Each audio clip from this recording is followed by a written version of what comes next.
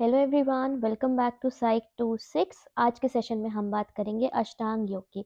अष्टांग योग एक ऐसा टॉपिक है जिससे रिसेंट टाइम में कोई भी एग्जाम हो, जैसे नेट, सेट या इवन पीएससी, इससे अष्टांग योग के टॉपिक से एक ना एक क्वेश्चन आ ही रहा है। तो हम जल्दी जल्दी देख लेते हैं अष्टांग योग क्या होता है और इसके कितने कॉम्पोनेंट्स होते हैं और उन कॉम्पोनेंट्स का मतलब क्या होता है। तो अगर डेफिनेशन हम देखें तो अष्टांग योग डिराइव फ्रॉम द टर्म अष्ट।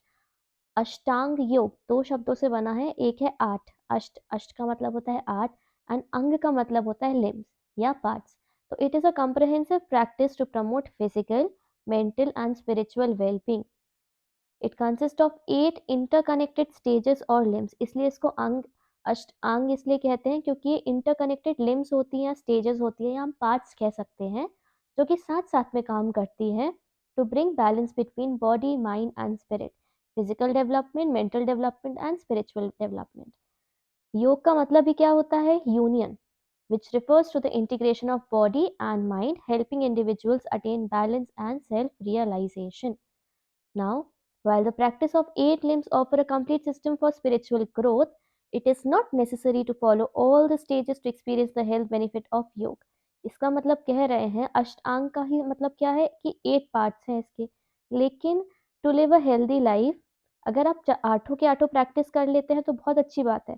पर अगर आप नहीं कर पा रहे हैं और इनमें से कुछ का भी आप प्रैक्टिस कर रहे हैं, then also it will lead to experience you the health benefits of yoga. Even practicing a few components can lead to improve physical and mental health. अब इसके components की बात कर लेते हैं। अष्टांग कह रहे हैं तो 8 पार्ट्स तो है ही। अब ये 8 पार्ट्स इसके कौन कौन से हैं देखते हैं। पहला है यम, दूसरा है नियम, देन देयर इज आसन, प्राणायाम, प्रत्याहार, धारण, ध्यान और लास्ट है समाधि। अब इन आठों कंपोनेंट्स को हमको डिटेल में पढ़ना है, हमको इनका मतलब पता होना चाहिए और हमको इनके नाम जो है, आठों नाम सीक्वेंस में याद होने चाहिए। इन 8 नाम्स के अलावा, इन 8 नामों के अलावा यम कंपोनेंट का जितना भी पार्ट होता है, कौन कौन से यम में आते हैं, कौन कौन से नियम में आते हैं, हमको ये भी पता होना चाहिए। तो हम एक एक करके यम से स्टार्ट करते हैं और समाधि पर एंड करेंगे। पहला कंपोनेंट है हमारा यम। यम का अगर हम लिटरल मीनिंग देखें तो है एथिकल गाइडलाइंस। एथिकल गाइडलाइंस मतलब क्या एथिक्स है, क्या रूल्स है जो हमको प्रैक्टिस करना चाहिए। तो yama consist of ethical principles that help individual live a life of peace, morality and harmony. These values promote mental tranquility and aligns one action with higher moral standards. यहाँ पे कहने का मतलब है कि यम में ऐसे एथिकल गाइडलाइंस आते हैं, ऐसे एथिकल प्रिंसिपल्स आते हैं जो एक इंसान को एक सुख, चैन और शांति वाला जो जीवन है वो यापन करने की प्रेरणा देता है। अब यम जो है इसके 5 कंपोनेंट्स हैं, मतलब यम 5 तरीके का होता है। ये पांचों तरीके हमको पता होने चाहिए। अभी अभी नेट के एग्जाम में एंड इवन जो स्टेट के जो भी सेट एग्जाम है उसमें पूछे जा रहे हैं। नाम लिख के दे देते हैं और पूछते हैं कि कौन सा है, आप बताइए। ठीक है, तो पहला हम देखते हैं अहिंसा। अहिंसा तो सबको पता है क्या होता है। अहिंसा का मतलब होता है नॉन वायलेंस, कि हमको वायलेंट बिहेवियर नहीं करना है, बल्कि हमको कंपैशन और रिस्पेक्ट सबकी, ऑल लिविंग बींग्स, सिर्फ इंसानों की नहीं, एनिमल्स की, है ना, ह्यूमंस की एंड इवन प्लांट्स की, हमको सब में अहिंसा खोजनी है और इनकरेज करना है respect for all living beings. Second है सत्य। सत्य का मतलब क्या होता है? सत्य का मतलब होता है ट्रूथफुलनेस। सत्य तुमको पता है ना, ट्रुथ। तो it emphasises honesty in thoughts, अपने सोच, अपने शब्द और अपने कर्म, ये सब हमें कैसे करने हैं? ऑनेस्टली करने हैं। फिर तीसरा है अस्तेय। अस्तेय का मतलब होता है नॉन स्टीलिंग। हमको किसी भी दूसरे की प्रॉपर्टी जो है उसकी रिस्पेक्ट करनी है, और जो हमारा नहीं है, जो हमें नहीं मिला हुआ है, हमें उसको हड़पना नहीं है, हमें उसको लेना नहीं है। We have to refrain ourselves from taking what isn't freely given. ये किसकी प्रॉपर्टी है? अस्तेय की है। फिर फोर्थ है इसमें ब्रह्मचार्य। ब्रह्मचार्य का मतलब यहाँ पे किससे है? प्योरिटी से। किस पे फोकस करता है? जो हमारे डिजायर्स है, जो हमारी इच्छाएं हैं और जो हमारे एक्शंस है, जो भी हम कर्म कर रहे हैं, इनमें एक मॉडरेशन होनी चाहिए, इनमें एक बैलेंस होनी चाहिए। हमारी इच्छाएं और कर्म दोनों साथ साथ बैलेंस स्टेट में होने चाहिए, एक मॉडरेशन में होने चाहिए। फिर लास्ट है यम का अपरिग्रह। अपरिग्रह क्या कहता है कि नॉन पजेसिवनेस। इसका मतलब हमें पजेसिव नहीं होना है जो चीज़ हमारी नहीं है उससे, और इसके साथ साथ जो भी मटेरियल पोजेशंस हैं उनसे हमें डिटैचमेंट पे फोकस करनी है, और अपना जो ग्रीड है, अपनी जो लालच है, उसको कम करना है। तो ये 5 चीज़ें जो है ये हमें कौन सिखाता है? यम। देख लेते हैं हमें याद हुआ है कि नहीं कि यम में क्या क्या था। यम के 5 कंपोनेंट थे। एक था अहिंसा, फिर था सत्य, फिर था अस्तेय, देन ब्रह्मचार्य, फिर लास्ट था अपरिग्रह। अब हम आते हैं किस पर? नियम पर। नियम जो है वो अष्टांग योग का सेकेंड पार्ट है। इसका मतलब होता है सेल्फ डिसिप्लिन। तो नियम का मतलब हमको पता ही है, नियम मतलब रूल्स रेगुलेशंस, ठीक है।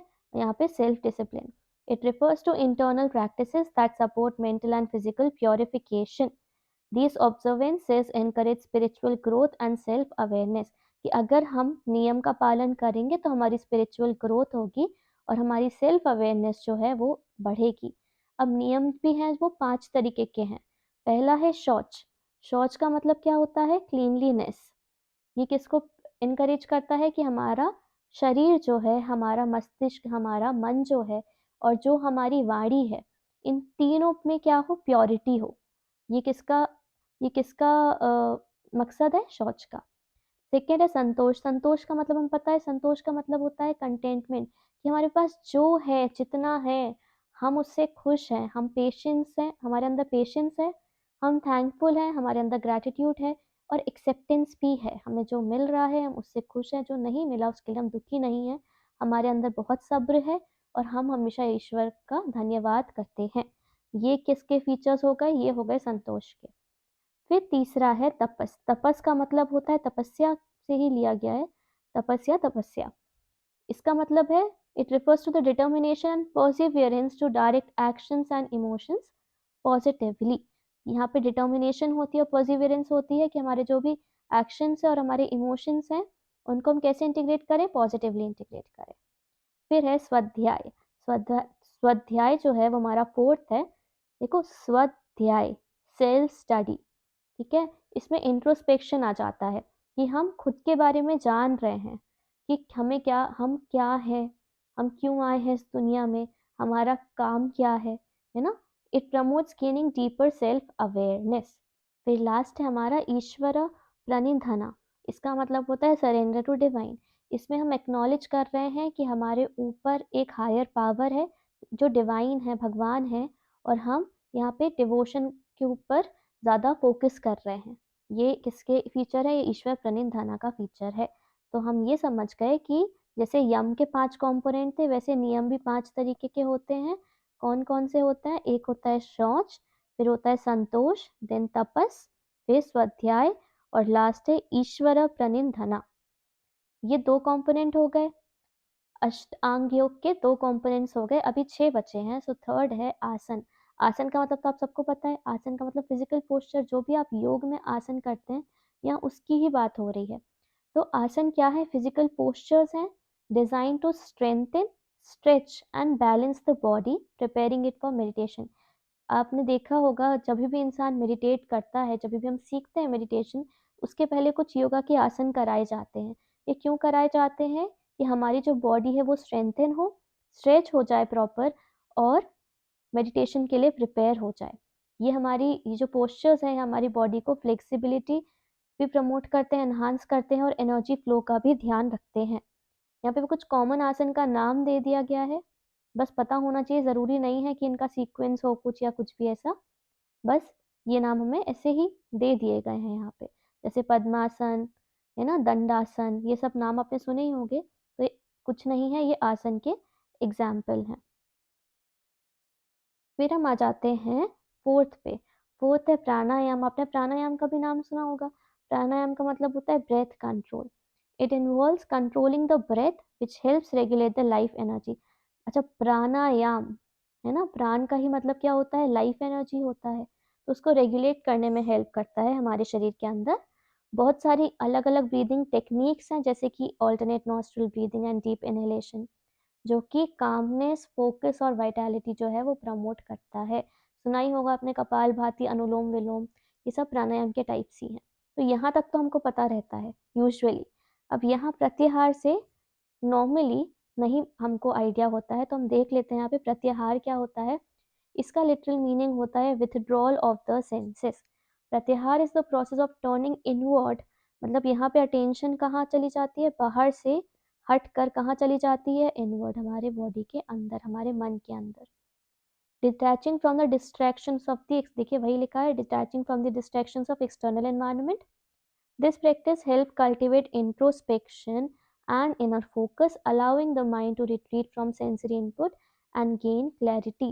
तो यहाँ पे प्रत्याहार का मतलब होता है जो भी आपके सेंसेस हैं उससे विथड्रॉवल, आपका टेंशन पूरा इनवर्ड हो जाएगा और आप क्या करोगे, इंट्रोस्पेक्शन करोगे और अंदर अपने अंतर मन में फोकस करोगे।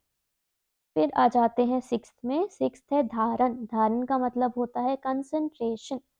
तो dharana refers to the practice of focused concentration, कि हम फोकस कंसंट्रेशन कैसे कर रहे हैं, by training the mind to concentrate on a single point.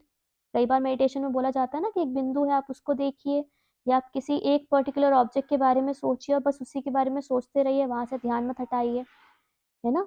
यही चीज क्या है, धारण है। The practitioner can achieve greater mental clarity and control, reducing distraction and fostering mindfulness. फिर आता है ध्यान। ध्यान का मतलब तुमको पता ही है, हम ध्यान करते ही हैं। मेडिटेशन अगर आप नहीं करते तो शुरू करिए, बहुत हेल्पफुल होता है ध्यान करना, मेडिटेशन करना।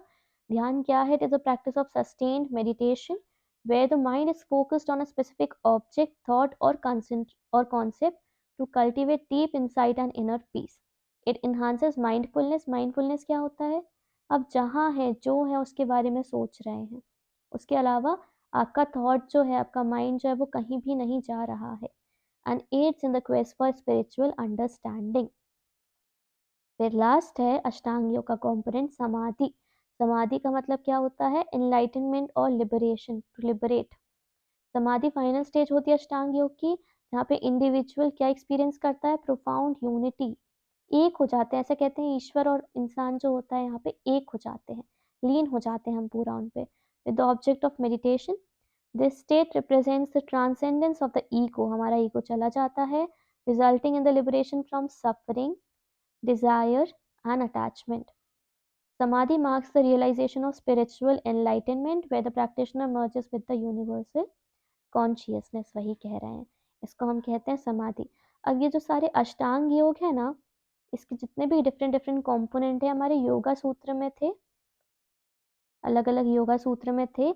और फिर कौन आए, पतंजलि आए, जिन्होंने इन सबको एक किया और अष्टांग योग का जो कंपोनेंट है वो दिया। ठीक है, अष्टांग योग का कॉन्सेप्ट दिया, कंपोनेंट नहीं। अष्टांग योग का कॉन्सेप्ट जो है फिर इन्होंने दिया। बस तो यही सब था हमारा अष्टांग योग में। आई होप आपको सेशन अच्छा लगा होगा, and if you found this video helpful, do like the video and leave a comment if you want, and also don't forget to subscribe Psych 26।